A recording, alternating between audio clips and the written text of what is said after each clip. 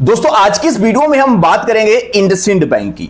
अगर आप इंडसइंड बैंक में अपना कोई सेविंग अकाउंट या करंट अकाउंट ओपन करने की सोच रहे हैं और आप कंफ्यूज हैं कि ये बैंक कैसा है, इस बैंक में खाता खोलना चाहिए कि नहीं खोलना चाहिए, तो ये इंडसइंड बैंक के ऊपर एक डिटेल्स वीडियो है। इस वीडियो को देखने के बाद आप खुद समझ जाओगे कि ये बैंक आपके लिए कैसा है, इस बैंक में हमें अकाउंट ओपन करना चाहिए कि नहीं करना चाहिए। चलिए स्टार्ट करते हैं इस वीडियो को और समझते हैं इंडसइंड बैंक के बारे में सारी जानकारी। नमस्कार, मेरा नाम मनीष प्रजापति, आप सभी का एक बार फिर से वेलकम एक न्यू वीडियो में। चैनल पर अगर आप पहली बार आए हैं सब्सक्राइब कर देना, वीडियो पसंद आती तो एक लाइक जरूर कर देना। अब वैसे तो इंडसइंड बैंक की जो ब्रांचेस हैं वो हमें सिटी में ही देखने को मिलती है। अगर आप ग्रामीण क्षेत्र से बिलोंग करते हैं तो शायद आपको इसकी कोई ब्रांच देखने को ना मिले, लेकिन इंडसइंड बैंक अपने जीरो बैलेंस अकाउंट के लिए काफी फेमस रहता है। जहां पर जीरो बैलेंस अकाउंट की अगर बात आती है तो हम इंडसइंड बैंक को पीछे नहीं छोड़ सकते हैं। इनके बेसिकली 3 ऐसे अकाउंट हैं जो हम जीरो बैलेंस के रूप में यूज कर सकते हैं और सच में जीरो बैलेंस है, उनमें कोई भी मिनिमम एवरेज बैलेंस हमें नहीं रखना होता है। हम डिटेल्स में बात करेंगे। सबसे पहले हम बात करते हैं इंडसइंड बैंक की। तो ये एक प्राइवेट सेक्टर का बैंक है और बहुत सारे लोगों के दिमाग में प्राइवेट सेक्टर का नाम आते ही सबसे बड़ा क्वेश्चन ये आता है कि ये बैंक कितना सिक्योर है। तो आपको बता दें कि इंडसइंड बैंक आरबीआई से रजिस्टर्ड एक DICGC अप्रूव बैंक है, जिसमें आपको अकाउंट ओपन करने के बाद 5 लाख रुपए तक का इंश्योरेंस मिलता है। तो इस बैंक में आपका 5 लाख रुपए 100% सिक्योर रहता है। वैसे बैंक कहीं नहीं जाने वाला है, लेकिन फिर भी आपकी तसल्ली के लिए 5 लाख रुपए तक की गारंटी आरबीआई यहां पर आपको देता है। इसके अलावा हम बात करते हैं अकाउंट की। तो यहां पर आपको लगभग सभी प्रकार के अकाउंट देखने को मिल जाएंगे। आप यहां पर अपना सेविंग अकाउंट ओपन कर सकते हैं, जीरो बैलेंस अकाउंट मिल जाएगा, जनधन योजना खाता मिल जाएगा। इसके अलावा यहां पर आपके लिए करेंट अकाउंट भी ओपन करने की सुविधा मिलती है। इसके अलावा इंडसइंड बैंक में काफी बढ़िया बढ़िया क्रेडिट कार्ड भी देखने को मिलते हैं और इंडसइंड बैंक के अलग अलग कई कंपनियों से पार्टनरशिप है, जिसमें आपको काफी बढ़िया बेनिफिट के साथ इंडसइंड बैंक के क्रेडिट कार्ड मिल जाते हैं। और इनके खुद के भी बहुत सारे क्रेडिट कार्ड आते हैं जो कि इजीली तरीके से आप ले सकते हैं। विदाउट इनकम प्रूफ के भी कई सारे लोगों को क्रेडिट कार्ड मिल जाते हैं। तो अगर आप अकाउंट ओपन कर लेते हैं, इसके बाद आपको प्री अप्रूव बेसिस पर भी लोन या क्रेडिट कार्ड का ऑफर इंडसइंड बैंक सेंड कर सकता है, जिसमें आपको इजीली तरीके से क्रेडिट कार्ड या लोन मिल सकता है। बाकी इंडसइंड बैंक में आप FD कर सकते हैं, RD कर सकते हैं और भी यहां पर कई सारे प्लान आपको देखने को मिल जाएंगे जो कि बैंकों में आजकल मिलते रहते हैं। अगर हम सर्विस की बात करते हैं तो इंडसइंड बैंक में काफी सारी सर्विस आपको मिलती है। आप इस बैंक में नेट बैंकिंग यूज कर सकते हैं, मोबाइल बैंकिंग इस्तेमाल कर सकते हैं। इसके अलावा यहां पर आपके लिए SMS अलर्ट हो गया, मेल पर स्टेटमेंट हो गया, इस प्रकार की ढेर सारी सर्विस मिल जाती है। इनके मोबाइल बैंकिंग एप्लीकेशन के अंदर आपको अपना सेविंग अकाउंट हैंडल करने का ऑप्शन मिलता है। आप अपने सेविंग अकाउंट को पूरा मैनेज कर सकते हैं, करंट अकाउंट को मैनेज कर सकते हैं। अगर क्रेडिट कार्ड या लोन लिया है तो उसको भी आप पूरा हैंडल कर सकते हैं। इसके अलावा यहां पर आपको ढेर सारी सर्विस इनकी नेट बैंकिंग के अंदर भी मिलती है, तो आप इनका नेट बैंकिंग इस्तेमाल कर सकते हैं। और इंडसइंड बैंक का नेट बैंकिंग का इंटरफेस काफी बढ़िया है। तो नेट बैंकिंग और मोबाइल बैंकिंग में तो इनका सिस्टम ओके है। चले अब हम बात करते हैं अकाउंट की कि इंडसइंड बैंक में अगर किसी को अकाउंट ओपन करना है तो कौन कौन से अकाउंट यहां पर आपको जीरो बैलेंस मिलते हैं। क्योंकि किसी बैंक में अकाउंट तो हमें मिल ही जाता है, लेकिन जहां पर जीरो बैलेंस की बात आती है तो उस अकाउंट का मजा ही कुछ और होता है और अधिकांश लोग जीरो बैलेंस अकाउंट के चक्कर में ही रहते हैं। तो इंडसइंड बैंक में आपको बेसिकली 3 प्रकार के जीरो बैलेंस अकाउंट मिलते हैं। इनके 2 तो खुद के जीरो बैलेंस अकाउंट आते हैं, एक इंडस डिजी स्टार और एक इंडस डिलाइट।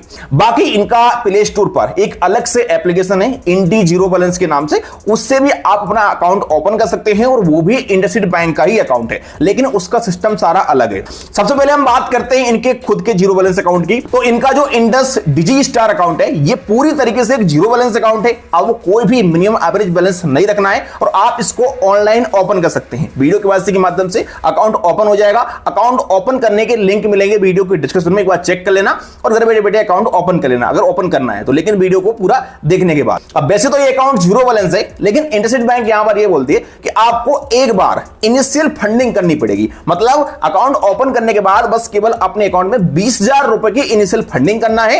ये पैसा केवल बस आपको एक बार अपने अकाउंट में ऐड करना है 20,000 रुपए। इसके बाद आप उस पैसे को 5 मिनट बाद ही चाहो तो किसी और खाते में ट्रांसफर कर सकते हो। और डिजी स्टार अकाउंट पर आपके लिए जो यहां पर डेबिट कार्ड मिलता है, इसका आपको 249 रुपए प्लस GST का चार्ज भी देना होता है।